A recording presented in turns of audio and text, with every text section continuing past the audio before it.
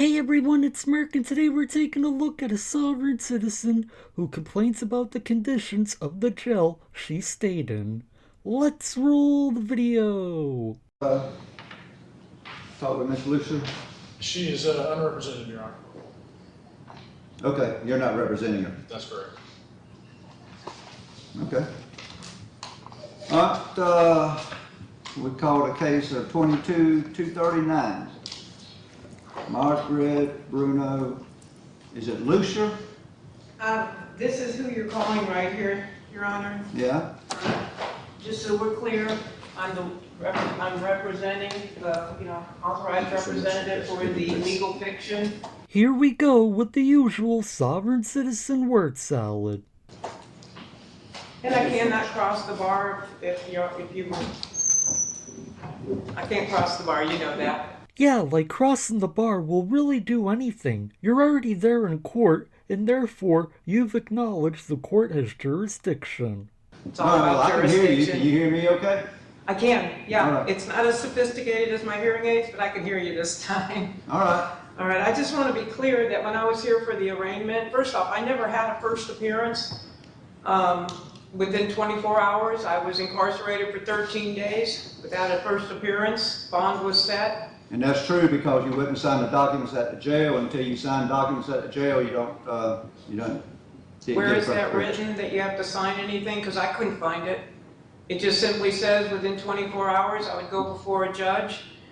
I had Well, you felony weren't properly booked, so that's the way that was. But I'm not going to argue with your point. But go Okay, ahead. well, I just want to get it on the record that I am here on a special appearance, and I'm just the authorized representative for this birth certificate. More word salad. If you've watched my videos before, you've heard the I'm here by special appearance nonsense in the past. She's just parroting the sovereign citizen script, and by now I would have thought they would have come up with a new script, because the sovereign citizen script that they currently use never works and never will. It has been federally authenticated if you want to take a look at it. It has been certified by the state and federally authenticated. I am the owner of this SQQV. Do you understand what that means? Not a clue. Really? Okay.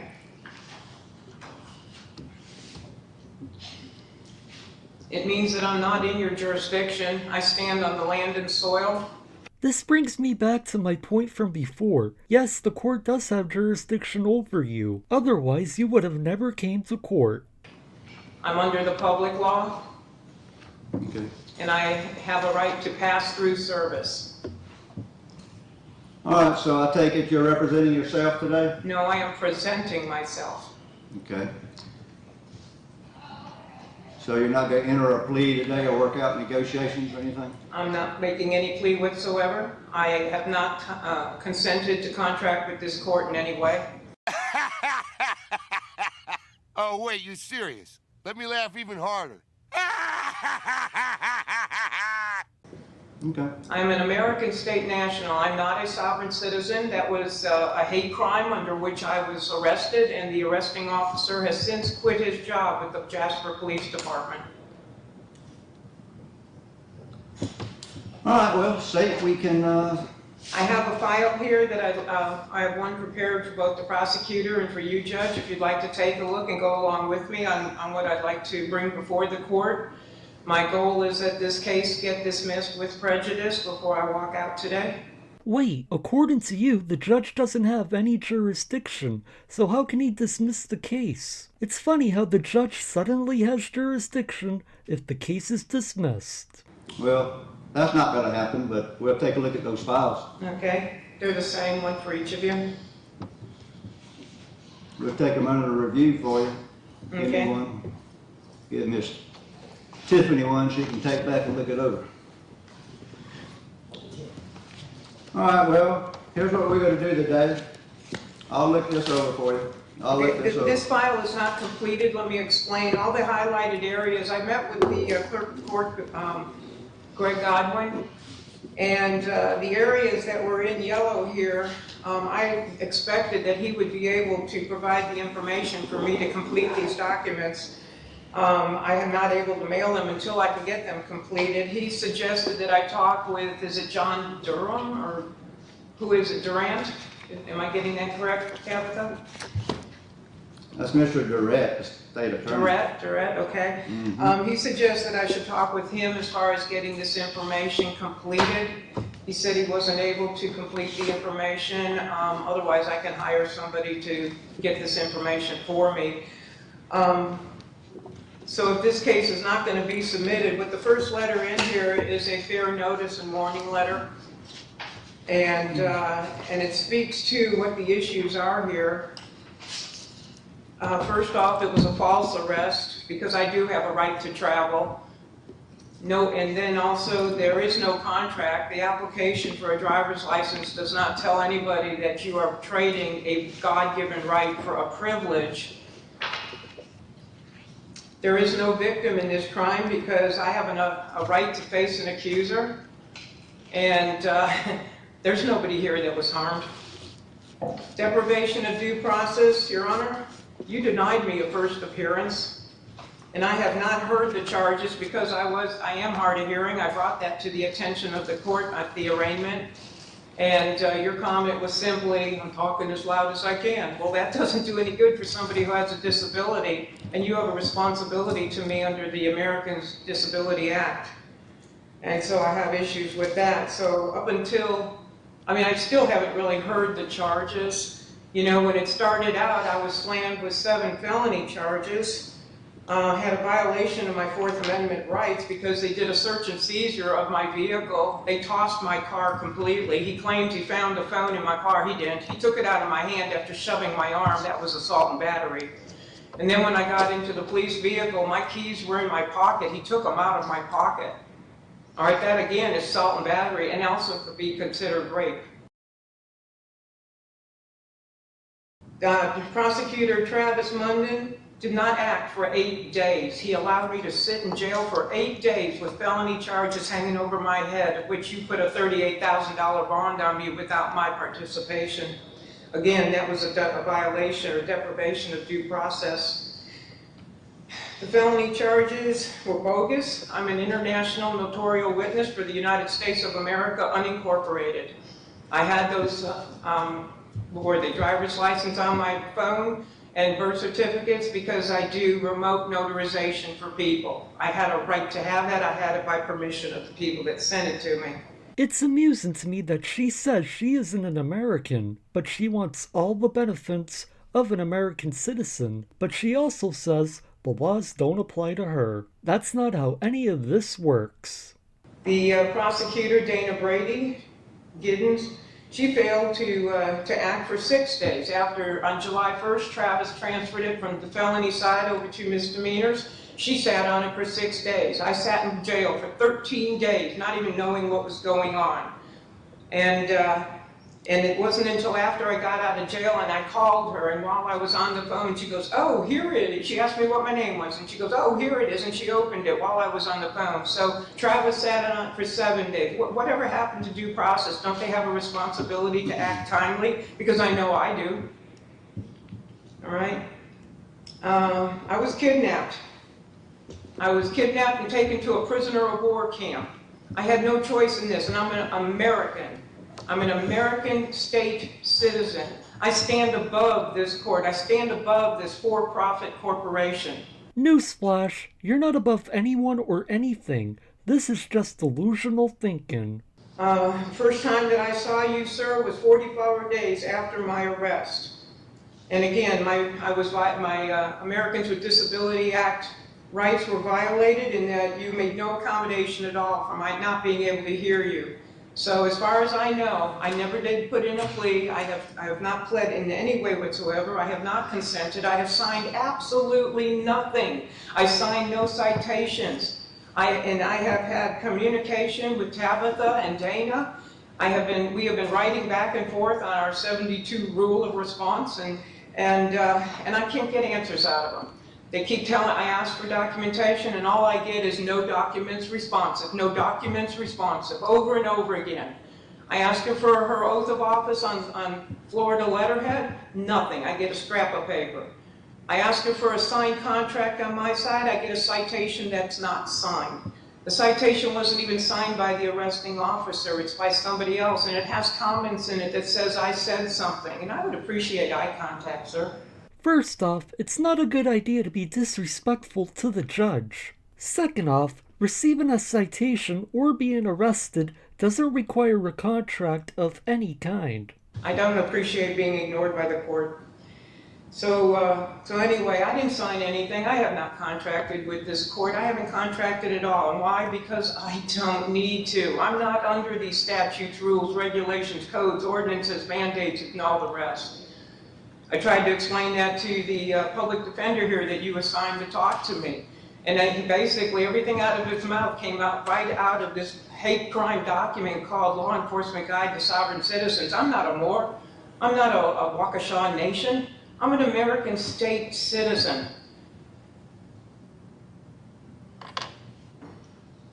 Okay. To call somebody a sovereign citizen is slander. To put it in writing is libel. Sovereign is a king, somebody who is governing, self-governing. Citizen is somebody who works for another. It's an oxymoron. It's not even real, and yet law enforcement wants to act on that kind of foolishness. Even the public defender here believes in it. I am a private living woman. My responsibility is to balance the accounts of the public, the public all caps name, and to keep the public charitable trust in balance. Roosevelt put us on an all debit system, and these credits have been stolen from the people.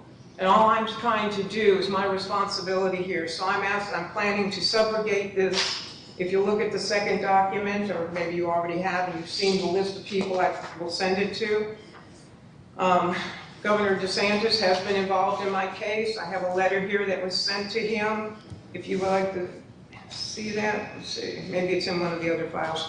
Anyway, he has been involved in this as well, because he is also part of the problem here, in that he is not assisting the Americans within this state to be safe from the harm that is being caused by this system, by the law enforcement officers and deputies who are not educated as to who we are. I had sat down, I had noticed both the police chief and the sheriff on 2 different occasions. They have my fee schedule as to what I'll be charging when this is all over, and I have to come back and have my rights restored and my property restored. My car was towed from in front of the police station. That's where I was when all this happened. I was in talking to Chief Rickerson. I went in and I noticed both the chief and the sheriff, the clerk of court, and the property appraiser when I got here back in March, that I was an American state citizen and I'm not a U.S. citizen. They were both noticed. They've both been noticed twice. And along with that was the fee schedule of what I charge when my rights are violated.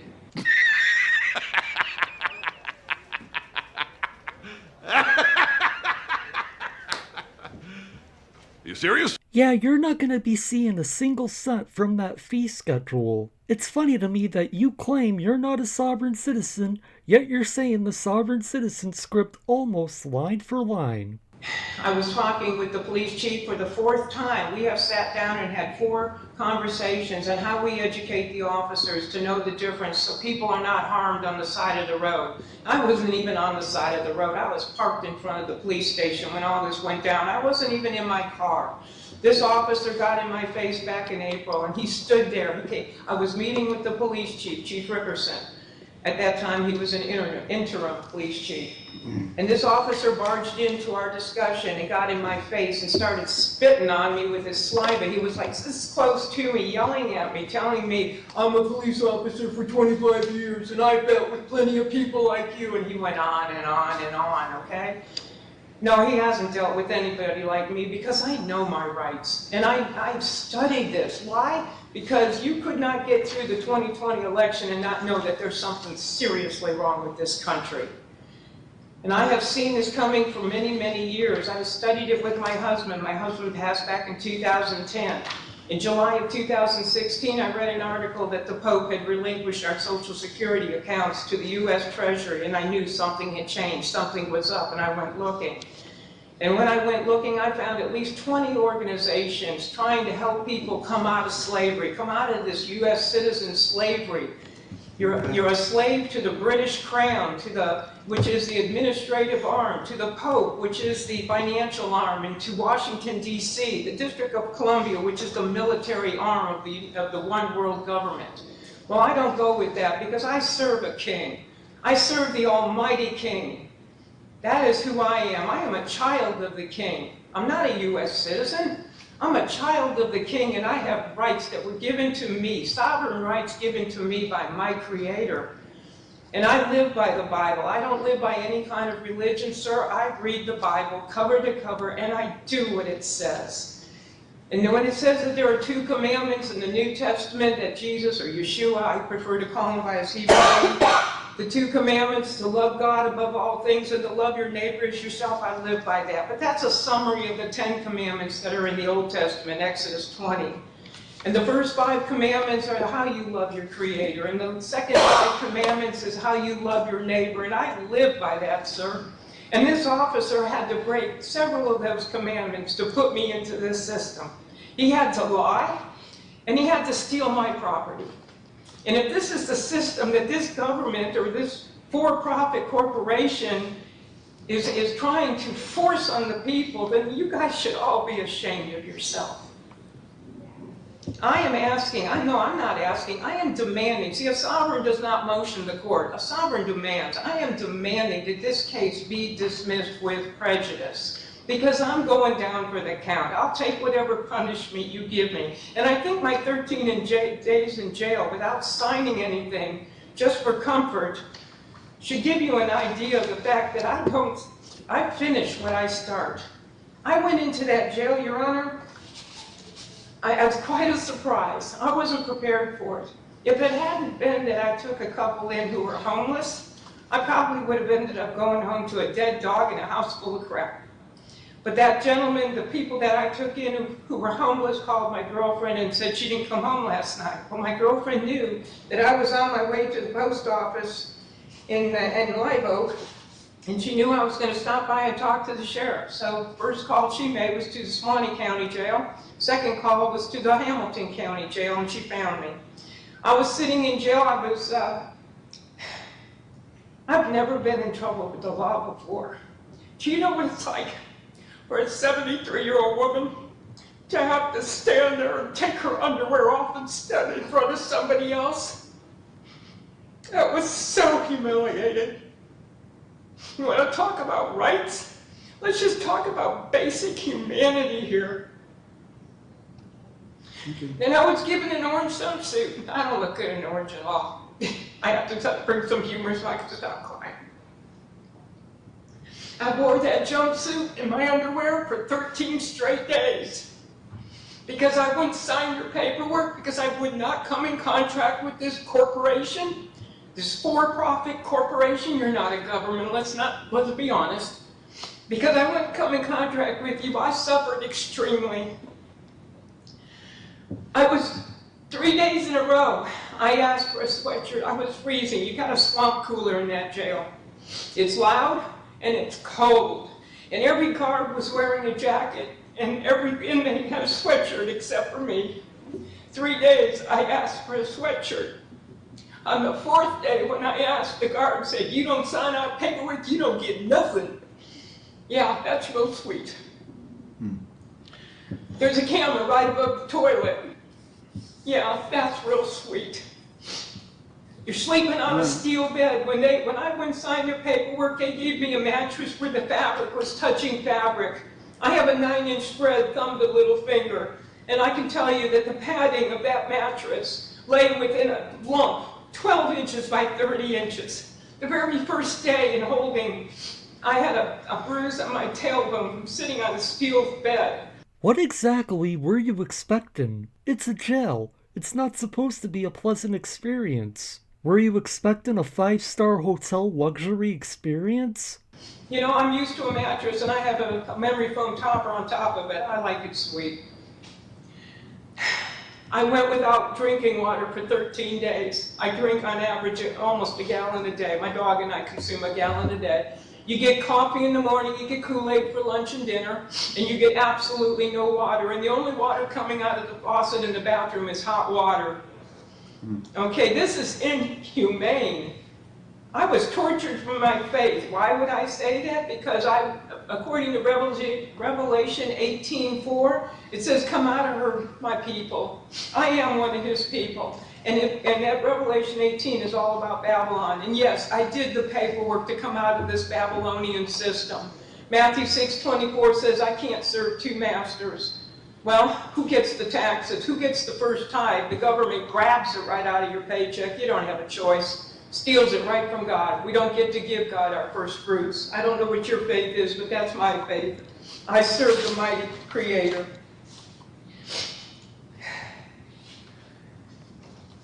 It was very boring in there, and they had some books, and I was reading on average 400-page novels every single day, but on the 5th day, the guards came in and took all the books out, so I had nothing I could read. And then the girls gave me some paper. I had 3 sheets of paper. I started writing and writing and writing, front and back, as small as I could. And when I ran out of those 3 sheets of paper, the girls in the cell on the other side started giving me paper. Why? Because I befriended them. We talked about our Savior. We talked about why we were there. I wasn't preaching. I don't preach. But I shared with them that, they got themselves in trouble. And the first thing they need to do is straighten out their lives and get right with their Creator. Because if they can do that, the rest will fall in place. And that's what I spent those 13 days doing. Trying to be a big sis or a mom to those other girls who have lost their way along the way. 5 of the girls in that prison or jail recommitted their lives to God while I was there. And I'm very happy for them, and I continue to pray for them. I want you to know, sir, that I pray for you also. I pray for every one of you, because I pray that the Father will take the veil off your eyes so you can see what's really going on here. I don't know what you know. I have no idea what you know, but I know exactly how it works, and I know about the security bond, and I know how you have hit my SQQB trust, and that's what this subrogation is of that bond. Because I'll be filling out all the IRS forms. If this case is not dismissed with prejudice today, or I'll give you 3 days as it says in the document, if it's not dismissed with prejudice, then what I plan to do is fill out these IRS forms and make sure that the account that I am responsible for, I, the private woman, is responsible for the accounting of the public woman, or the all caps name that y'all have fraudulently created. And I mean, when I say y'all, take it professionally. You obviously weren't there when I was born. But anyway, the point is, sir, that I do feel the responsibility now that I understand how all of this works, that it's my job to apply those credits to the debits. It's my job to make sure that those funds are not taken multiple times or above and beyond what's necessary. And so that's what this subrogation document is all about. I want you to pay attention, sir, to the list on this document of the people that the distribution list. You see, I have notified the state's attorney. I came out of the system back in April of 2018. And when I moved to Hamilton, I was in Jacksonville at the time. When I moved to Hamilton, I redid my paperwork. So on the public record in this county, I have 2 filings with all my paperwork showing that I am an American, I'm not a U.S. citizen.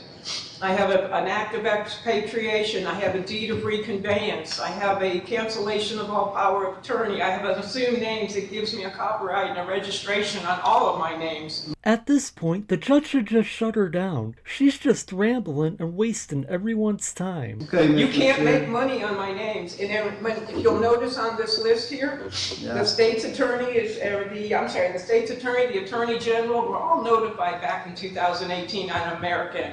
Why they didn't notify y'all, I don't know. But why I'm being persecuted, I don't appreciate. Okay. On this list here, because you have deprived me of my rights, I have also included the Judicial Qualification Commission as well as others. So, I yield. Okay. Well, I appreciate you commenting.